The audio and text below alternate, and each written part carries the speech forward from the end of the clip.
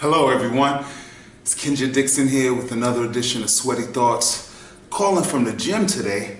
I decided to do a little different variation. I did some research on marathon training and I was told there's some workouts that include intervals on the treadmill that are very effective. So I ran to the gym, did 2.5 to the gym, then paused it, then got on the treadmill and did some hilly intervals. And today did about 6.87, working on just dealing with different terrain, and I definitely feel my stride getting a whole lot better along the time. If you do or don't know, this is all on behalf of SASF, the program foundation that I'm running on behalf of that is helping so many children, and I am just very, very proud to be helping to gain some donations for their cause to help the program go. So click at the bottom of the video and feel free to share. Do anything from your heart. Today, on my way to the gym running, I saw a couple arguing. I'm talking about intense, and you know, there's a part of me that wanted to circle around like everybody else was doing, but I just kept running, coming to the gym, and it made me start thinking about how, wow, along my journey there used to be a time where arguing was also my go-to.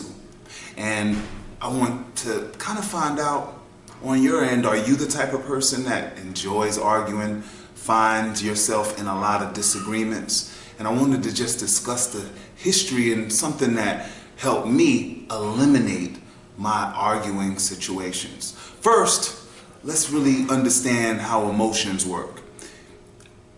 I have always been a talker, and with ego involved, you get into a position of wanting to be right. So when I self-evaluated my emotions, my arguments came from me wanting to be right. And once I realized everybody's right based off their reference point, so who am I to tell someone else that they're wrong or right, it made me really start understanding, wow, people's perspective is their reality, and if I don't want stress running through my veins, it may make sense for me to figure out a way to eliminate disagreements. So that's the first realization. Secondly, if you are in a position where you like arguing, I've told you where my history came from, or you're dealing with someone that loves arguing, we have to also understand that emotions do become addictive. So what that means is if someone was coming up in a world where all they dealt with was frustration, anger, or love, joy, whatever type of emotion you've been around most of your life, that's going to be your go-to emotion. So when you're not around that emotion, you may get into a withdrawal situation. So if you're dealing with someone who came up in a world filled with argument, filled with disagreement, that they actually love it, it actually makes their blood boil, and you're in a position where you used to argue, but now you're growing to a place where you want to relax. The reality is that until that person realizes where their base emotions come from, you are in for a very unique ride. So this is what I recommend. Dale Carnegie has a book, and please forgive me, you all. You know, there's no makeup, no takes, like I said last week's video, so please forgive me. I'm just speaking from my heart, being completely vulnerable with you. Dale Carnegie's book, How to Win Friends and Influence People, there's something that he said that I've used several times and it works like a charm. Try it today with the person that wants to argue with you. When they're in the middle of trying to make their point and you realize where they're trying to take it, simply say, wow, I completely understand. If I were you, I would probably feel the exact same way. Once again, wow, I completely understand where you're coming from.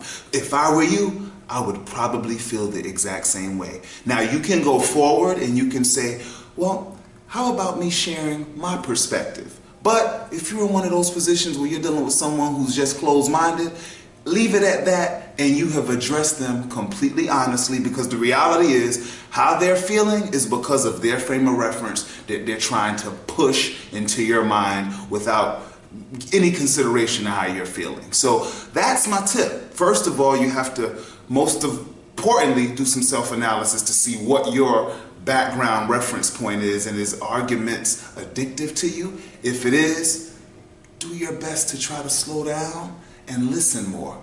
If you're dealing with someone who's a very argumentative person, understand that until they look back at their history and realize that they may want to put more agreement, more acceptance into their world, you're probably in for a rocky ride.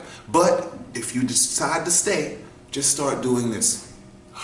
Wow, if I were you, I would probably feel the exact same way. Thank you for sharing.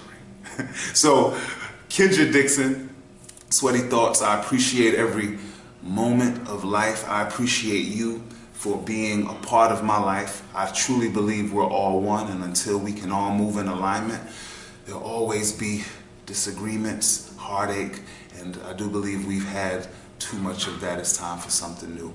Stay blessed. Thank you, SASF, for giving me the opportunity. This week, do something that makes you feel like the royalty that you are, and any thought that puts you into a place of hurt, do your best to understand that it is over and it is time for you to start anew right this moment. Much love to you and enjoy this gift of life. Kinja Dixon, Sweaty Thoughts.